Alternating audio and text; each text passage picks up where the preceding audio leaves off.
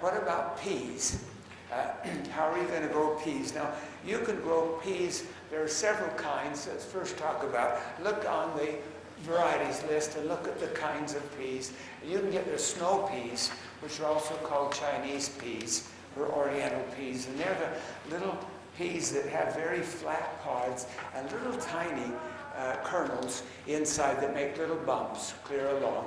And you pick them when the pods are small, and they're used in Chinese dishes, and they're used in various things, and they're called snow peas. And I've just listed one there, which is a good variety. And then you get snap peas.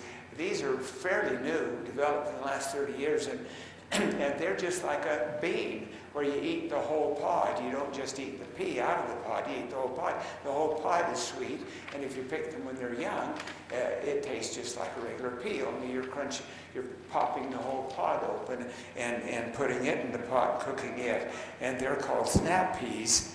And I've listed 3 different good varieties of snap peas. Then the regular peas, I've listed one on this page, and it goes over to the other page, to the back side, with different varieties of peas, and there are many varieties besides the one that we've listed.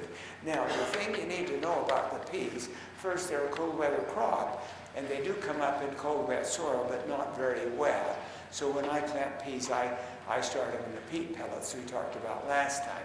Now, if you're starting for your fall garden, when they will mature in the cool weather, then you'll get 3 times the crop that you ever will in the spring, and they will mature. If you plant them, remember they take about 60 to 65, as much as 70, depending what variety you have, and you'll plant them about the 1st of July, and then you'll have peas from the middle of September clear on through till the middle of November, when it gets too cold for them to really grow anymore and produce anymore. So, but you get them in the cold weather, and you're watering them twice a week.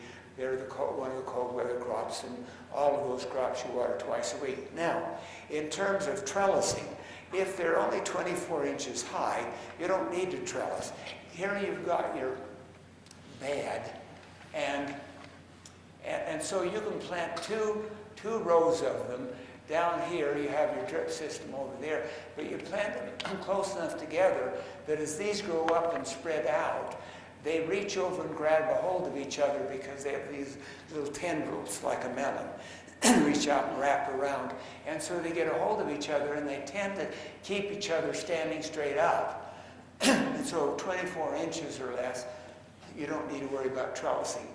If you're going to plant like Mr. Big, which is a big, tall one, and he'll get this tall, then you need some kind of a trellis, and you'll put in a couple of stakes along, or several stakes, and you'll put a netting, and it just reaches over and grabs a hold of the netting and climbs up the netting. But it's a lot easier if you don't have to trellis them that way. And you can leave them down and let them spread, but you'll get a lot better production, and you won't have them on the ground if you trellis them up. But you'll have to have some kind of thing stuck in the ground, and then a netting on it. And this will be a netting with square boxes on it, and they will just climb right up the netting. That's how you do them. And if you keep them picked when they're young, then they taste better, and you'll also get a bigger crop. And so those are the peas.